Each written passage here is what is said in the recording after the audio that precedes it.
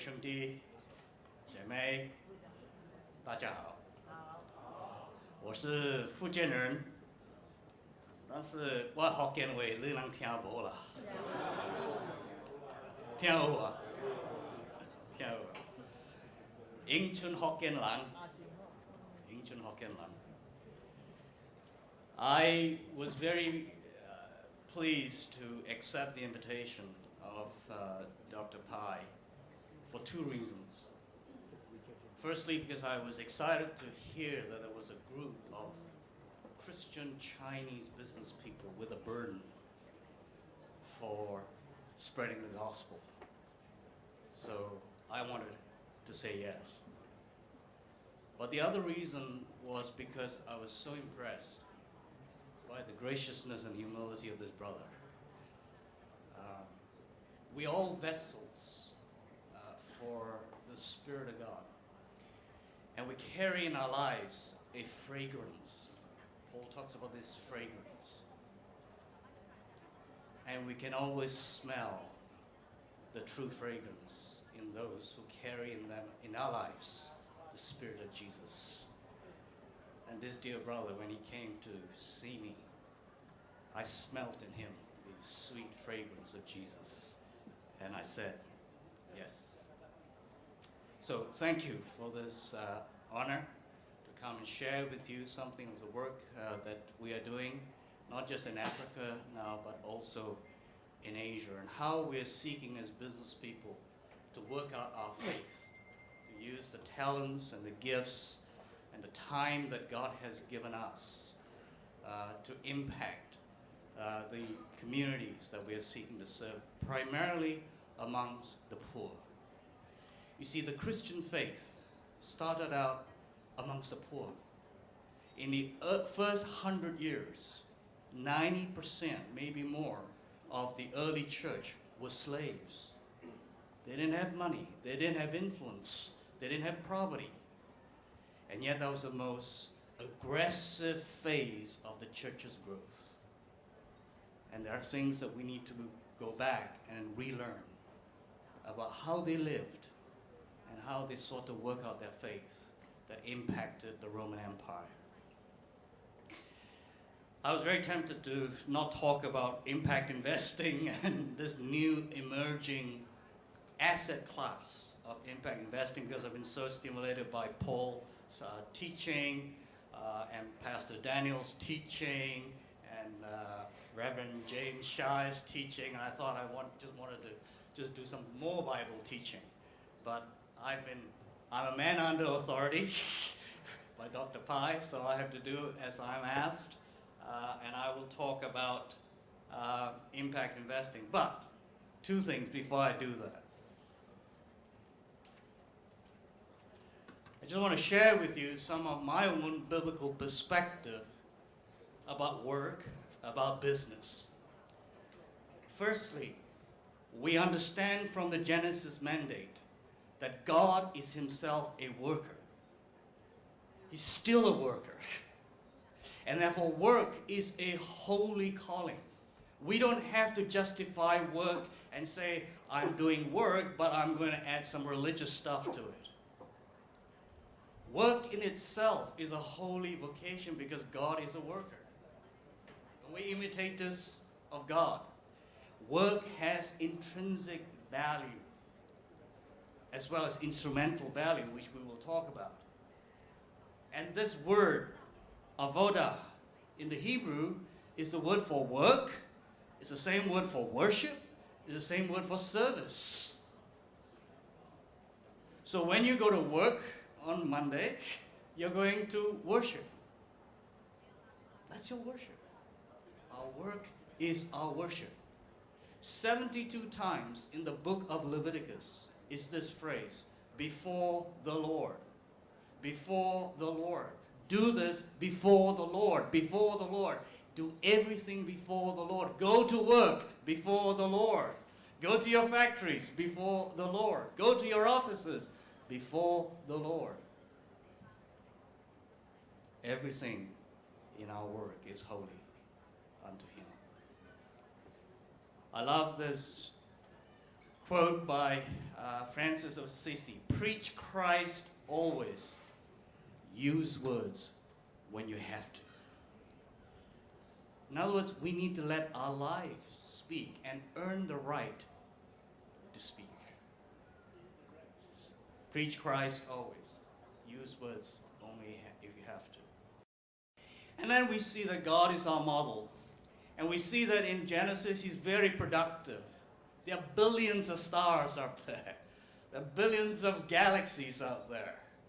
He's very productive. So we, in his image, need to be productive too. But he's also very creative. You see, God could have made everything the same color.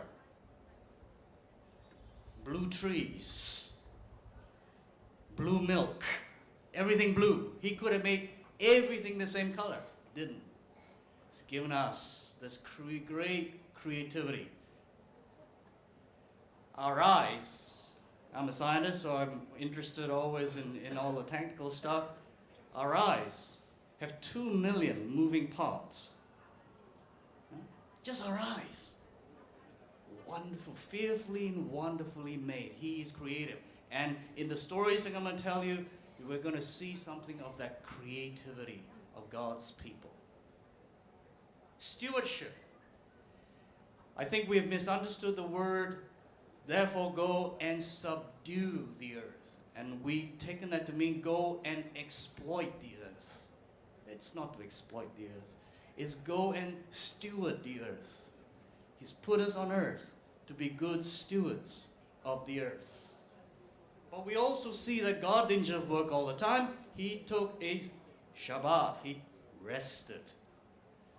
And so we need also to see from the Genesis story an integration of work and rest. This integration. The problem is, I so enjoy what I do, I'm on holiday all the time, so I don't need to go on holidays anymore. My wife's not very impressed with that. The other thing too is, what we learn from Genesis is that even there, God risked failure. He knew that there was a risk in giving man free choice. And as business people, we understand risk. We're just following what he's doing, right? Can't go wrong. I'm just a follower of Jesus. This is how he worked. He took risk. So we too should be risk takers. Faith is spelled R-I-S-K. Faith is spelled R-I-S-K. And then we learn also from Genesis, God could have put man in darkness on a piece of barren rock somewhere. He didn't. He put man instead in a beautiful garden. A garden that allowed man to grow and develop and flourish. Because man is not just a machine. Man needs environments to allow him to develop to his fullest potential. Slums are not good places for human flourishing. We need to challenge the slums. Anywhere where we see slums, they are not good environment for children to grow up and flourish. God's bothered about that. And so in our businesses, we should be going out to create environments for human flourishing. Our homes should be environments for human flourishing. Our offices should be environments for human flourishing. Our factories should be places for human to develop their fullest potential. Why? Because God is interested in the full development of every single individual. Because they've been made in his image. That's why. Ultimately though, what is the purpose of work? What is the purpose of business? It is this, for me. The ultimate objective is that it creates families. It creates strong families so that we can have strong communities. If our businesses do not result in creating strong communities, we're not fulfilling the purpose, because that was God's work. God's work in Genesis resulted in strong families. That's what he's after, and still after a family. And our businesses, if our businesses break up families through the way we structure our work, our production, that's not what we are learning from Genesis. And then we move on. God has made man in his image, but because he's a worker, he's also created us for work. Therefore, the absence of work dehumanizes us. Again and again, when we go into Africa and people have been unemployed, there have been no jobs for a long time, somehow something of the image of God's lost in these lives. And that when you start to employ them for the first time, you're restoring something of the image of God in their lives. And one of that character is this sense of hope. If you've been unemployed a long time, you lose hope. You lose hope. And so the absence of work itself should become for us as Christians a mission issue, because man was created for work. For work. So work and business has intrinsic value as well as instrumental value, in that they will create jobs. They will create jobs. One of the biggest challenges we're going to face across many continents will be youth unemployment. We are having many, many graduates coming through our universities and tertiary education, but there are no jobs. Who are those who can create the jobs? You. If we business people don't create the jobs, there will not be jobs. Man was created for work. And then, unfortunately, because of the fall, we've gone from being a garden to a farm. We've gone from being gardeners, which is always a pleasure. Now we have become laborers, and we have to sweat to create our living. But that's the reality, and that's where we are now. Finally.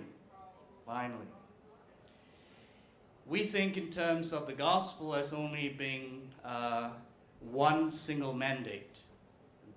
The mandate in Galilee. On the mountain of Galilee, Jesus gave what is now called the Great Commission.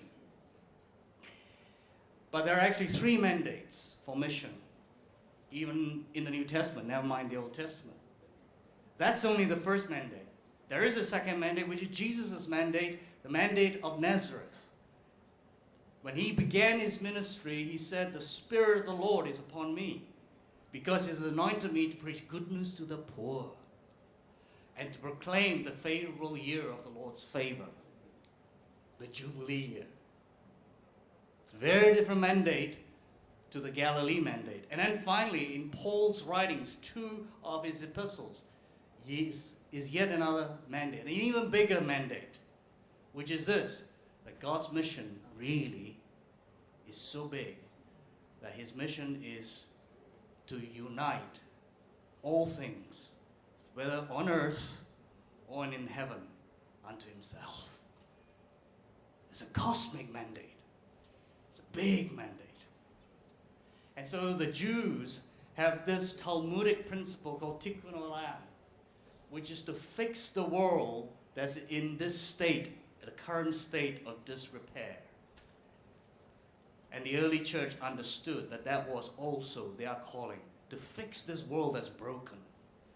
Broken relationships, relationships with one another, with creation, with authorities. We are to go and fix this world that is broken, a broken world, and bring good news to this broken world. Moving on now quickly. Many of you will not be familiar with Africa, but I want to show you how big a problem we have in Africa. This is so big that the whole Africa, we can fit China the United States, India, Mexico, Europe, Eastern and Western Europe, and with a bit of spare for Japan as well. That is how big the continent of Africa is. That's how big our problem is in Africa. Most people don't realize what a big problem we have. It's because it's a big continent. But that shouldn't be all the story about Africa. Africa is changing. And the GDP is going to overtake the GDP of Asia. You see, that's why the Chinese government are in Africa. China now owns almost 30% of all the mineral wealth of Africa. But my question is, if the Chinese governments are there, where are the Chinese Christians? Why aren't the Christians following or maybe leading? I see Chinese, mainland Chinese everywhere in Africa, but I don't see the church. I don't see the Chinese business people bringing the gospel with them. And this is my challenge to you. Yes, China is a big country. We have a responsibility as Chinese to serve the nation. And may I say this, one of our greatest calling is actually to love our country. Love your country. Love China. And if you can prove to the government that you really love the country, things will change. They need to be convinced that we love our country.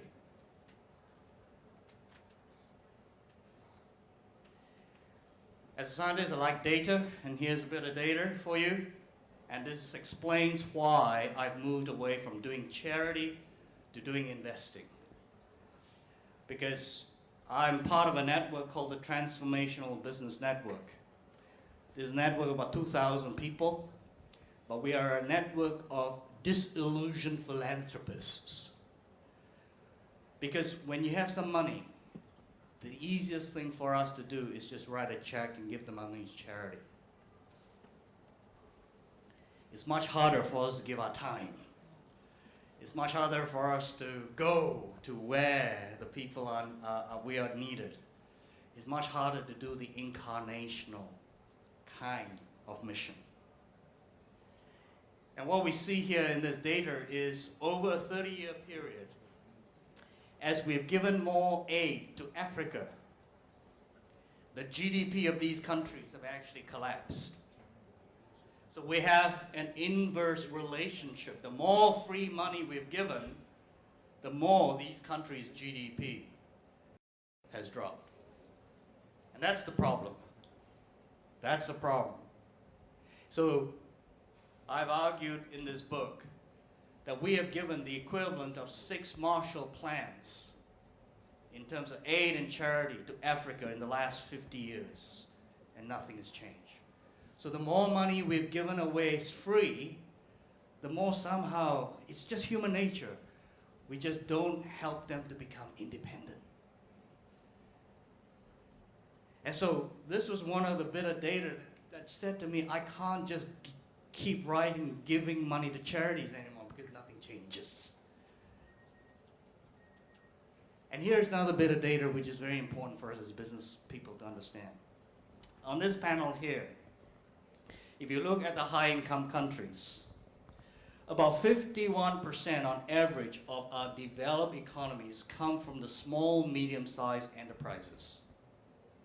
Only 13% is what we call the informal economy.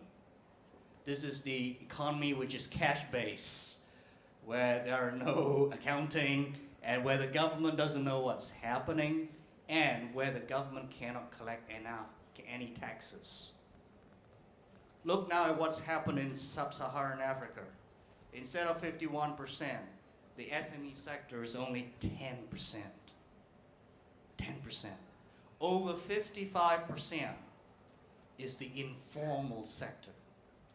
So if in your country, half the economy is cash-based, where you can't collect any taxes, it is not a surprise if at the end of the year you need aid. it is not a surprise you need charity. It's not a surprise you need a bailout. You see, in Greece instead of 13% was 30%. That's why they needed a bailout. We can have a separate discussion about what the right level of taxation is. That's a separate discussion. We can also have a very long separate discussion about how wise our governments use our tax money.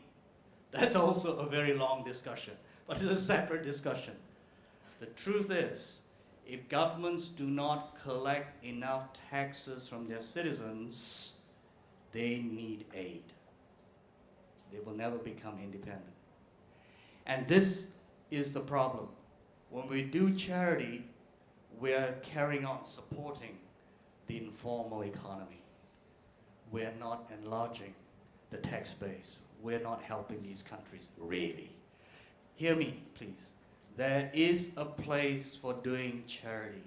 There is a place for doing good. Carry on doing good. Carrying on being generous and doing good. But if you're serious about helping a community transform itself, you're serious about helping countries to build themselves up, we need to do enterprises that will enlarge the tax base for these countries. Only you and I, as business people, can do that. The charity sector can't do that. We are the only people who can do that. That's the calling. That's the calling. Let me move on. So what is this social venture capital? What is this new emerging asset class called impact investing? And it is emerging. It is investing for profit, but instead of just looking for a profitable return, a financial return, we're looking also for a social return, and in some instances looking for an environmental return. It's either a double or a triple bottom line kind of investing. It is intentionally designing businesses to tackle poverty, to tackle social problems. It is very intentional. So this is not pure profit making. I can make more money sitting in London or going to the US and investing in the biotech sector. Much more money. But when we go to Africa, it is not to make the money. It is to do something else. I'm going to spend most of my time in Africa, but because we're in Asia, I'm going to start with an Asian story, and I will end up with an Asian story as well. This is my friend Pierre Tommy, Swiss missionary, went to Cambodia, started up a group called Hagar. Hagar rescues women and children from the sex industry. We have a huge problem with human trafficking. And the route is from Vietnam, across Cambodia, into Thailand.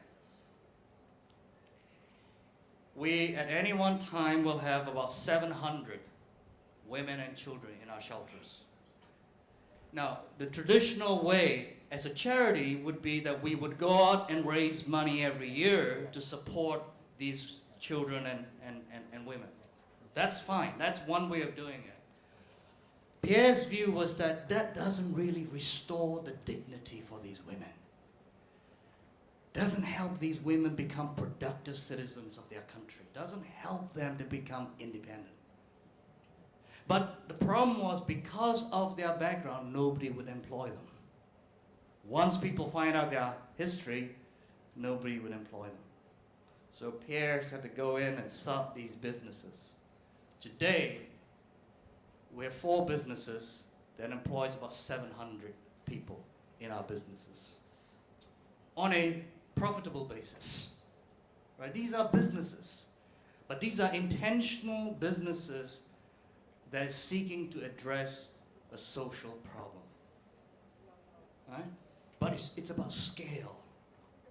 If you do we have a chain of cafes in Vietnam, about 10 of these now, 2 in Phnom Penh, and several up in Laos. If you don't have scale, they're not sustainable. Here we got catering. We run the canteen for the U.S. Embassy in Phnom Penh. We run the canteen for the Ritz-Carlton Hotel. We run the canteen for the Intercontinental Hotel.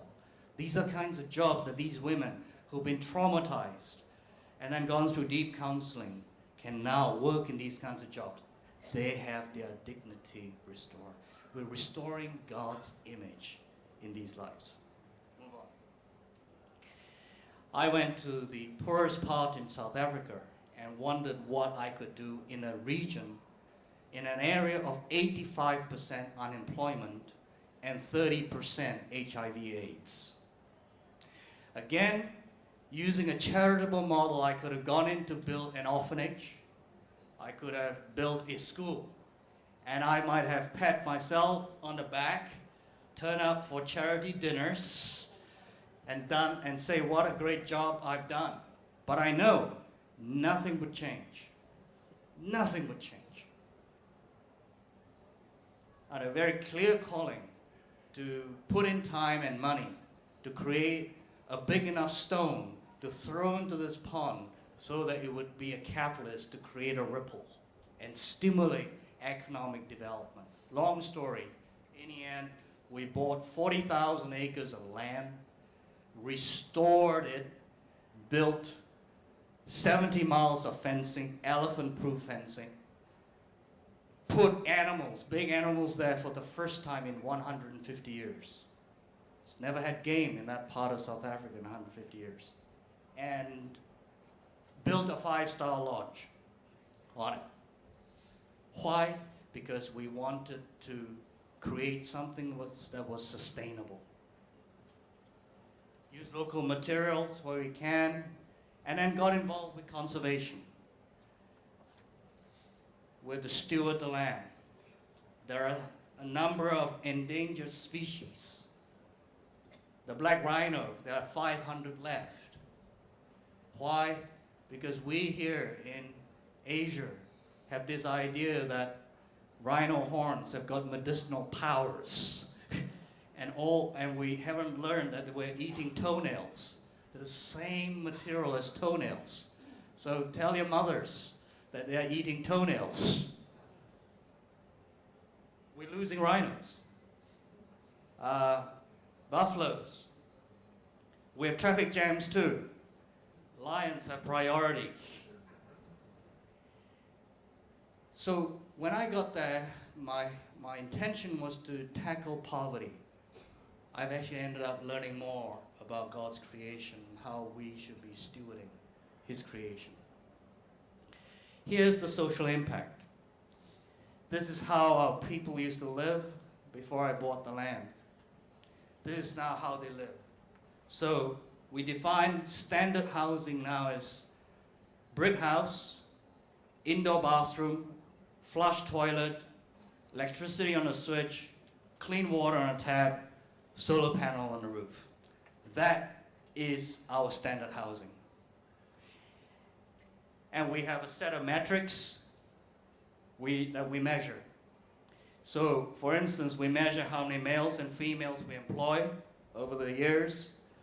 We measure the average salary excluding managers, because managers tend to skew the numbers. We want to see what's happening with our lowest paid. Are things getting better for them? Then, here is the really important line. The amount of income tax that we pay. Is our tax base increasing? Because if we're not, we're just doing good. There is a place for doing good. I don't want to do good anymore. I want to help these nations develop. We want to help these nations build and grow. So, is our tax base increasing through our investments? Then we look at what percentage of our staff have standard housing over time. We measure the number of children who go to tertiary university. Because I come from a family where in one generation we have transformed the economics of our family through education. My parents sacrificed everything to send us to university. If we're not helping our staff to invest in their children's education, nothing will change in their families. We used to ask the question, how many people own mobile phones? We don't ask that anymore because everyone owns mobile phones. Everyone. There are over 600 million mobile phones in Africa. But what we ask is how many people own cars and how many people own houses. And there are two reasons for this. Once we know they're starting to own cars and own houses, we know that their own personal financial disciplines begin to change. Without asking too many personal questions, we can find out, we know. The second thing is this. It's very difficult living in the informal economy. It's very expensive. Everything costs more in the informal economy. Loan sharks cost more in the informal economy. The poor will always remain poor if they are in the informal economy. We need to help them transition into the formal economy. Once they start owning assets, they start becoming a part of the formal economy. They will have an address.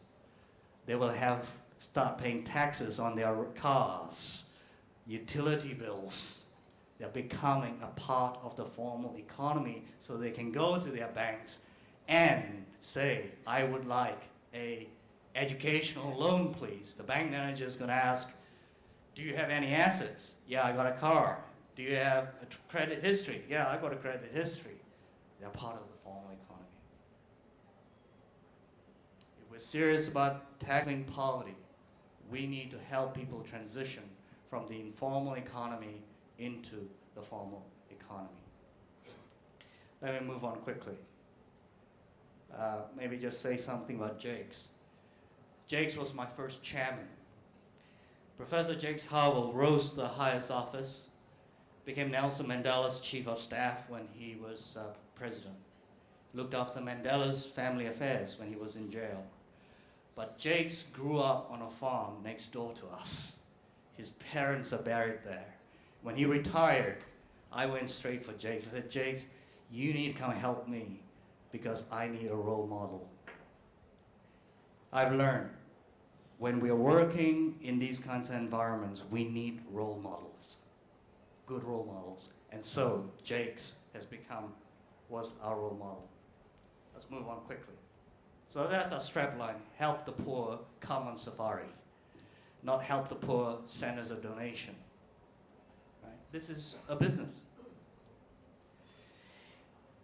This is about low-cost education. How do we provide quality education for the poor? Jay Kimmelman had this idea of a low-cost school, and this is a series of low-cost schools that we built in Kenya. Started in 2008 with one school. Today, we're 250 schools, 85,000 children in our schools. We're building 2 schools a week. Every week, we're in 2 schools. We'll have over 100,000 kids in our schools by the end of the year. It's our scale. Parents pay $4 or $4.50 roughly per month per child. The outside looks horrible because we built to a budget of $30,000 US, but the inside, all the teachers have tablets. The head teacher has a smartphone, knows exactly everything that's happening to every child. We can change the syllabus, curriculum, press of a button. Scale. It's only us business people that can do this. We understand scale, how to scale. We're just about to take this to Nigeria, expand into India as well. Thanks to some recent round of financing, together with the likes of PL Media, the founder of eBay, the Media Fund, Gates Fund, the IFC, and ourselves. Here's another business designed to tackle another social problem, toilets. Big problem for us in the slums. A big problem is actually all over Indonesia as well. You know, there are 300 slums in Jakarta alone. And I went into one of them, and it was pretty horrible. Toilets. So, is there a business solution to the problem of toilets? The answer is yes. So, this is pretty typical of the toilets that we have in the slums around Africa. Today, we franchise these types of toilets called Fresh Life. This woman owns 2 of these cubicles. People pay to use it on a daily basis, so she makes a living. But it's too small. The only way to make this profitable is by taking the human waste away every day and converting it into organic fertilizer.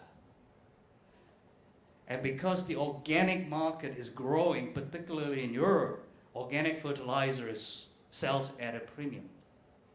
You get a better price.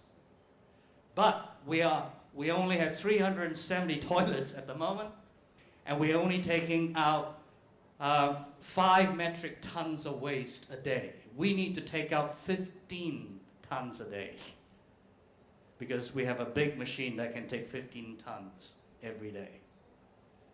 That's how to make it profitable. So even with toilets, the creativity of people to think about innovative business models to solve these kinds of problems in a business way, not through charity, but in a business sustainable way. Cook stoves. Here's a simple problem. People need to cook. This is what we call 三个石头 the technology. Open fire. That's how we cook still in Africa. It's equivalent of breathing in 40 cigarettes every day. The damage to the health of the women and children. 40 cigarettes a day. We're chopping trees down because we're using too much wood. And the problem here is even worse. All the trees around our villages are gone. We've got to work further and further away to collect firewood. And who are the people who do it? The children, who should be at schools. That's why when we build schools on a charitable basis, the schools are empty. Schools are empty because the children have to go and collect water and wood every day. Or sometimes they're so hungry, they can't come to school. And you know what? It's usually the girls that go and fetch the wood. The further they walk away from their village, the higher the risk of rape. So a simple problem of cooking every day has so many of these problems. How do you solve this? Well, some Christian brothers have come up with a design of a cook stove which is 50% efficient. So it uses 50% the amount of wood. So that's a saving. Secondly, it takes out about 80% of the smoke and the toxins. Thirdly, because these guys are carbon traders. They trade carbon credits all the time. They said, we can calculate how many trees we're going to save per unit per year. We can also calculate how much carbon we're saving from being polluted. And we're going to sell the carbon credit to one of the big polluters. And in this case, Gazprom, the Russian oil company. And with that money, we're going to take it and subsidize the cost of these stoves to make it cheaper for the poor. And still make a return, a profit for our investors. That's creativity. See, it comes from Genesis. Created in God's image. I love these kinds of stories because I marvel at how creative people are. The Ethiopian government has a tender offer for 9 million of those stoves from next year, so we need to build a factory. I've got 5 minutes left. I really don't know how to do this, but this is a healthcare, low-cost healthcare. Because there's so many new technologies that we can now use. This is my world. We are now trying to find a solution for low-cost healthcare, starting in Uganda. This is, we're building these cars or vehicles primarily for collecting rubbish in Ethiopia, in Addis Ababa. This is how they're currently collecting rubbish by hand. We're going to help them own their own cars over 3 to 4 years. This is farming. This is contract outgrowth farming. This is a project that now has 20,000 farmers that we work with who produce paprika for export into Europe. Scale. You need scale. I have no time. This is the largest taxi company in Bangalore. When you go to Bangalore, you'll see spot taxis. 450 taxis. They're helping the men to own their own cars after 4 years. Indonesia, we just made this investment in Indonesia. One of the big social problems there is single mothers in the rural areas because the men leave the villages to go to the cities and then divorce their wives and leave them unsupported.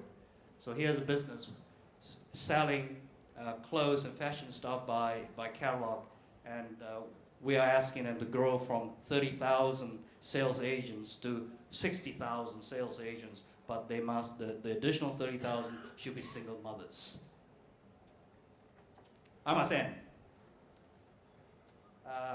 There's no time to talk to you about bonds and impact bonds, but this is the world that we're in now.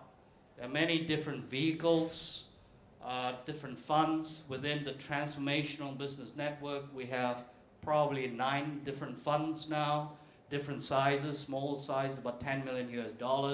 The largest is probably about $300 million US.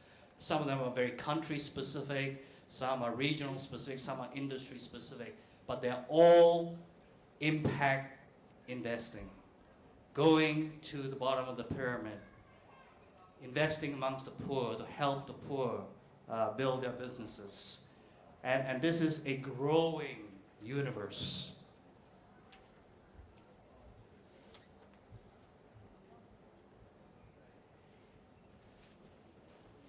My experience coming from Southeast Asia, I don't think charity is ever going to change a country. I don't think aid is ever going to help a country.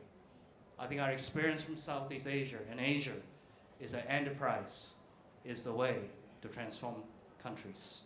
You and I have been gifted by God to be able to go and do that. And the biggest change we need in our minds, in our thinking, is to change from being a donor, recipient, I'm superior, you're inferior, I'm the giver, you're the receiver, to become partners. That's the biggest shift we need to make in our own thinking. Because the donor is always bigger than the recipient, right?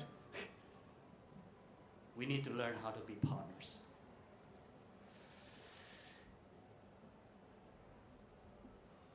Let me just finish on this note. This is a picture of Julian the Apostate, and he said this.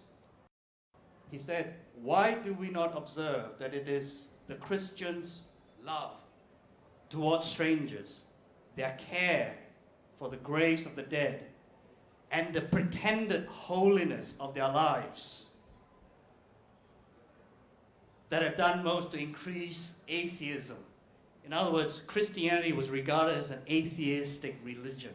Right? Very interesting. For it is disgraceful that when no Jew ever has to beg, and the impious Galileans support not only their own poor, but ours as well, all men see that our people lack aid from us.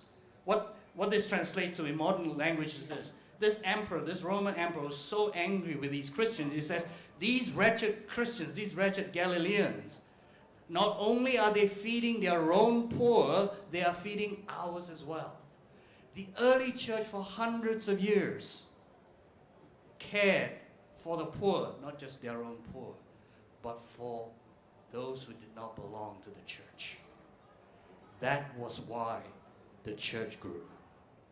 We sang, they will know we are Christians by our love. Well, that was certainly true all the way through for the first few hundred years. Let me read to you one of our greatest church fathers, Tertullian.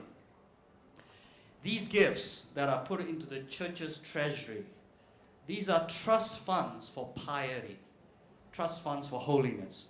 They're not to be spent on banquets, drinking parties, dining clubs, and so on, but they're for feeding and burying the poor, for boys and girls destitute of property and parents, for those old people confined to their houses, for victims of shipwreck, and any who are exiled to an island or who are in prison because of the church.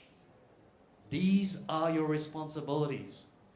So great a work of love burns a brand upon us in regards to some, Tertullian say.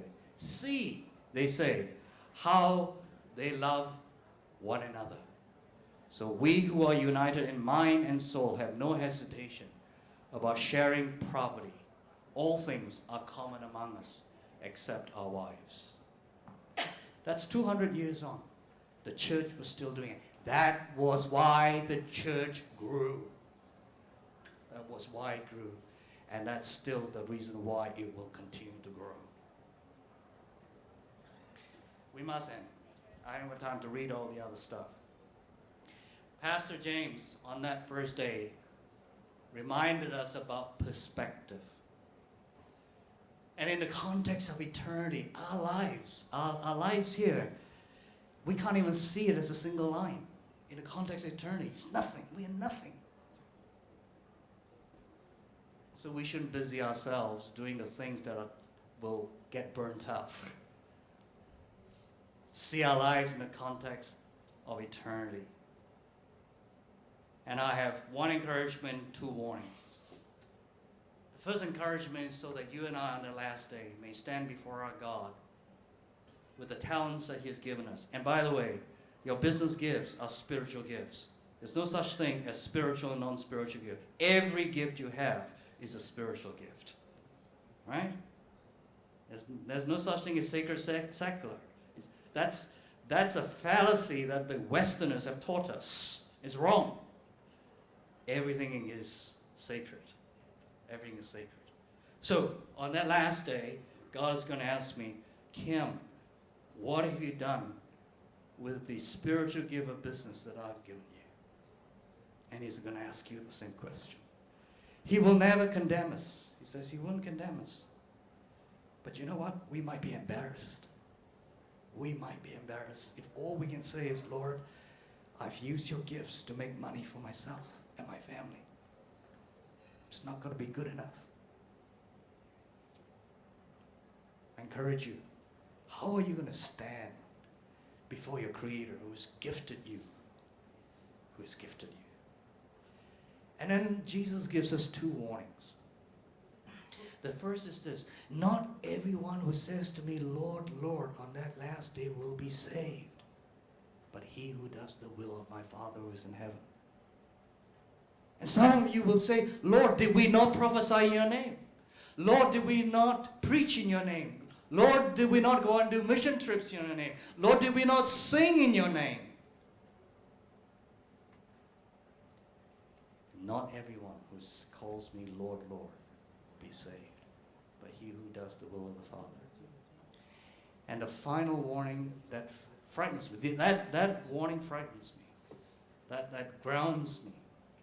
That grounds me. The other warning that Jesus gives that grounds me is this, in Matthew chapter 25. Separate now the goats from the sheep. And there he says, the king says, come, blessed ones, receive the kingdom. Receive the kingdom. For I was naked, and you clothed me. For I was thirsty, and you gave me drink. For I was a stranger, and you welcomed me. But you would say, Lord, when did we see you naked? When did we see you thirsty? For what? As much as you have done to the least of these, you have done it unto me. And that's a warning. That's a warning. And so, we finish with this. People ask me, what kind of a Christian are you? Expecting me to say I'm a born-again Christian. I say, no. I'm a failed-again Christian. I'm a failed-again Christian. This is the Japanese art of kintsugi. Beautiful art. And these are broken pieces, broken vessels, glued together with gold. With gold. Broken vessels, glued together by gold, and made even more beautiful as a result. So much so that now people deliberately break them and then glue them together with gold. I'm a failed again Christian because I'm just like that vessel. Broken, but glued together with gold, so that God could put his earthen treasure in, so that he may overflow to others. Brothers and sisters, you are so gifted. You are so gifted. My prayer for you, for me, is that we will stand before our Creator on that last day and not be ashamed and not be embarrassed, so that we may hear him say to us, well done, good and faithful servants. Amen.